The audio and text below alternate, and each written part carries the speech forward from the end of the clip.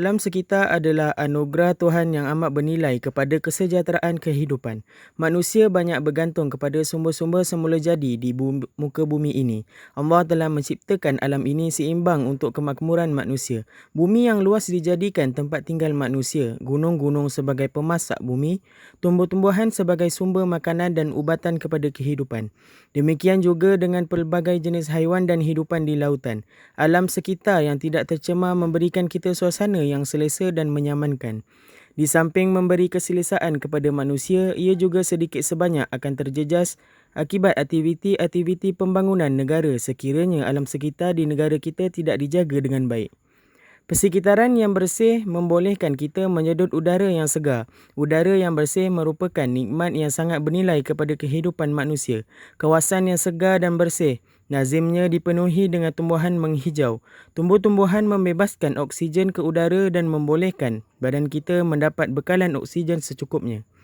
Udara dalam alam sekitar kita yang bersih dan segar juga membolehkan kita menikmati keselesaan. Kita akan berasa selesa jika tiada gangguan di persekitaran kita. Cuaca panas dan kering yang disebabkan oleh kenaikan suhu dapat dielakkan dan membolehkan kita menjalani kehidupan dalam keadaan cuaca yang baik. Melalui persekitaran yang segar dan nyaman juga, ramai boleh melakukan aktiviti luar dan beriadah tanpa gangguan yang boleh menimbulkan perasaan rimas, marah dan tidak selesa.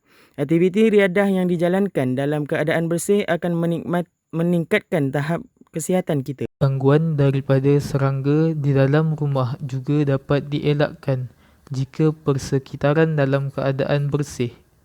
Alam sekitar yang bersih dapat mengurangkan pembiakan serangga seperti nyamuk, lalat dan serangga lain yang berada di dalam rumah. Tanpa serangga tersebut, kita dapat berehat dengan selesa di rumah pada bila-bila masa. Selain itu, persekitaran yang bersih juga mengelakkan pencemaran bau yang boleh mengganggu keselesaan hidup kita. Selain itu, air merupakan sumber asli yang sangat penting dalam kehidupan manusia. Air sangat diperlukan oleh tubuh badan manusia sehinggakan manusia boleh hidup bertahan beberapa hari dengan air sahaja tanpa makanan. Tubuh kita mengandungi lebih kurang 70% air. Sekiranya kehilangan air, hal ini akan mengakibatkan kita kehilangan tenaga. Air bukan sahaja penting kepada manusia, malah kepada hidupan lain seperti haiwan dan tumbuh-tumbuhan yang turut memerlukan air. Air yang suci dan bersih merupakan penjana kepada kehidupan di muka bumi.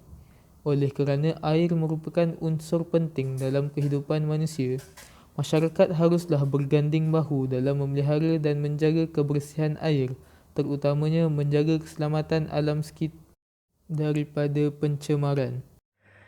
Tambahan pula, alam sekitar yang dijaga oleh semua lapisan masyarakat dapat mengelakkan kepupusan haiwan dan tumbuh-tumbuhan. Haiwan dan tumbuh-tumbuhan adalah merupakan salah satu sumber makanan kepada manusia. Pencemaran alam sekitar yang dilakukan akan menyebabkan kemusnahan habitat haiwan dan akan menyebabkan sumber makanan manusia akan berkurang. Sebagai contoh, hidupan laut seperti udang, ikan dan seumpamanya merupakan sumber makanan yang mengandungi protein yang dapat menstabilkan kesihatan manusia.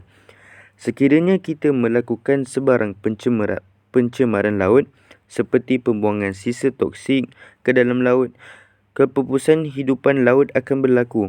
Manakala tumbuh-tumbuhan pula menjadi sumber kepada perubatan seperti herba untuk pesakit.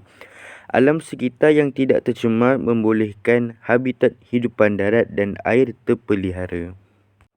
Di samping itu, alam sekitar yang bersih akan dapat meningkatkan ekonomi negara. Sesebuah masyarakat yang bersih dan mengandungi nilai kedamaian akan dapat menarik perhatian pelancong asing. Kedatangan pelancong asing ke dalam negara kita akan meningkatkan nilai tukaran wang asing dan ini akan dapat memajukan perkembangan ekonomi negara. Selain itu, kedatangan pelancong juga dapat memajukan sektor perkhidmatan dan sektor perniagaan serta menawarkan peluang pekerjaan kepada masyarakat.